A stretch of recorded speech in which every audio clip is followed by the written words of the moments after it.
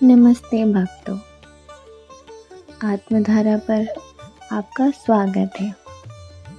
गुप्त नवरात्रि के तीसरे दिन एक ऐसे दिन है जो हमें सिखाता है कि सुंदरता सिर्फ बाहर नहीं होती बल्कि शक्ति के भीतर होती है। आज हम बात करेंगे 10 महादेवियों की तीसरी शक्ति माँ त्रिपुरा सुंदरी की। दोस्तों, ये कथा सिर्फ एक कहानी नहीं है, ये हमारे भीतर के अंधेरे और बाहर के दुश्मनों को खत्म करने का एक मार्ग है। दोस्तों, आप भी ध्यान से सुनिए, क्योंकि आज आपको पता चलेगा कि कैसे एक प्यारी सी माँ ने दुनिया के सबसे बड़े राक्षस को हराया। इस वीडियो को अंत तक देखिएगा, क्योंकि कथा के बीच में छुपा एक ऐसा रहस्य जो आपके दुर्भाग्य को सौभाग्य में बदल सकता है। कथा शुरू होती है उस समय से जब भगवान शिव घोर तपस्या में लीन थे।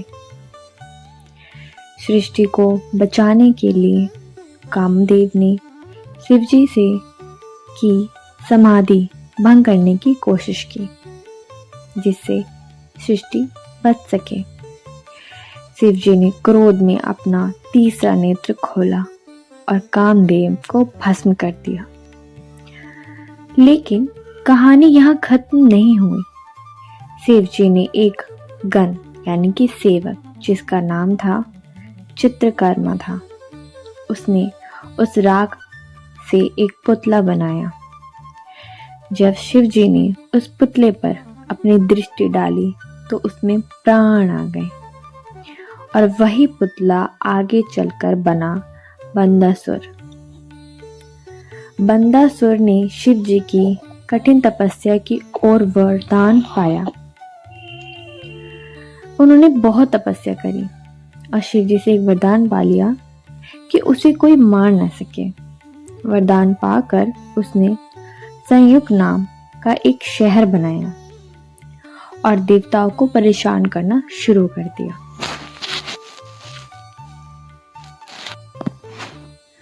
बंदासुर इतना शक्तिशाली हो गया कि उसने स्वर्ग पर कब्जा कर लिया।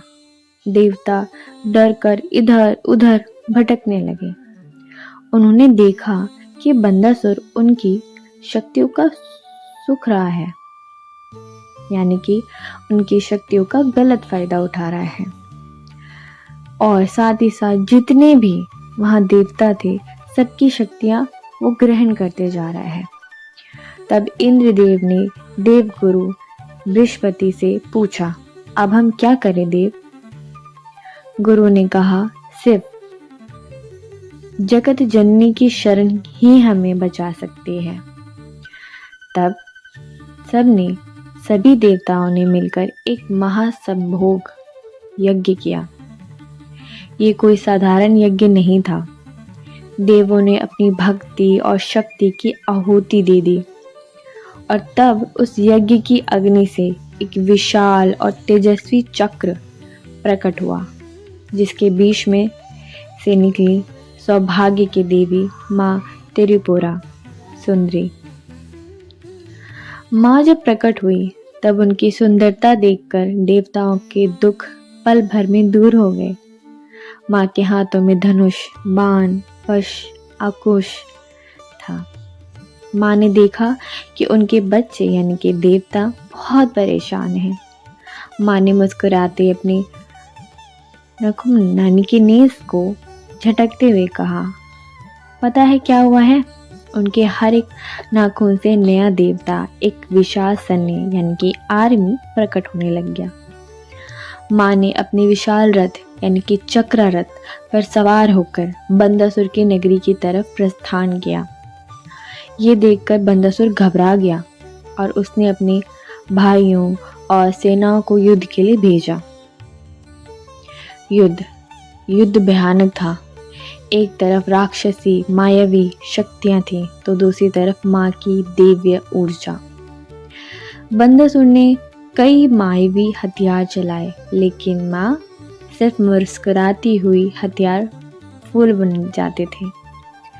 जो भी हथियार बंदासुर फेंकता, माँ की प्यारी सी मुस्कुराहट से वो फूल में बन के लोगों पे बिछड़ जाते थे।